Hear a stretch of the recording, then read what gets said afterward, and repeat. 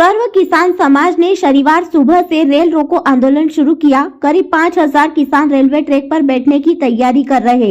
इस बीच सांसद ज्ञानेश्वर पाटिल मौके पर पहुंचे और किसानों को मुख्यमंत्री और केंद्रीय कृषि मंत्री से बात कराने का आश्वासन देने का प्रयास किया।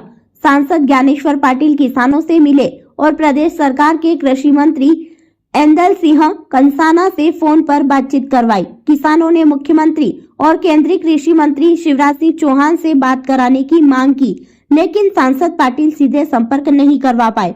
उन्होंने किसानों से 2 घंटे का समय मांगा। यदि केंद्रीय मंत्री और मुख्यमंत्री से बात होगी और वे आश्वस्त करेंगे कि 7 दिन में समस्याओं का निराकरण होगा, तभी किसान आंदोलन खत्म करेंगे। किसान नेता जय पटेल और सुभाष पटेल ने कहा कि अगर 2 घंटे में संतोषजनक जवाब नहीं मिला तो वे लगभग 3 बजे रेलवे ट्रैक पर जाकर बैठ जाएंगे। टिगरिया गांव के मांगलिक भवन में सुबह 8 बजे से ही कई संगठनों के किसान नेता जुटने लगे। 70 गांवों के लगभग 5000 किसान के जुटने की उम्मीद है। किसानों की प्रमुख मांग है कि केंद्र सरकार प्याज का निर्यात तुरंत खोले ताकि विदेशों में बिक्री से भाव बढ़ सके। यदि निर्यात नहीं खुलता तो सरकार महाराष्ट्र की तर्ज पर 24 रुपए प्रति किलो की दर से खरीदी करे। अगर ये दोनों विकल्प नहीं होते तो किसानों को प्रति एकड़ 75,000 रुपए प्याज फसल क्षति का मुआवजा दिया जाए। खंडवा जिले में सोयाबीन फसल की राहत राशि अभी तक न मिलने की शिकायत भी शामिल है। किसान चाहते हैं कि इसका वितरण तुरंत किया जाए।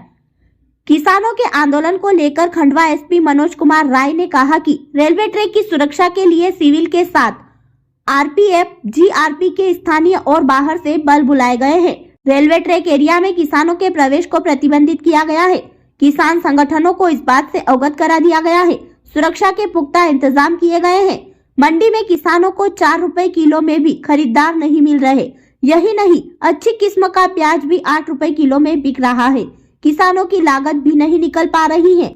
ऐसे में किसान अपनी प्याज की फसल को कल्टीवेटर चलाकर खेतों में ही नष्ट कर रहे हैं, जबकि कई किसान खेतों में लगी प्याज को भेड़ बकरियों को खिलाने को मजबूर है। इस साल बारिश के दौरान खंडवा, छोगांव, माखन, पंधाना और आसपास क्षेत्रों में 10,000 हेक्टेयर में प्याज की खेती हुई थी। लगभग 8,000 किसानों की फसलें बारिश के कारण रोगग्रस्त हो गई, जिससे भारी नुकसान हुआ है। देखते रहिए हमारे साथ MP7 न्यूज।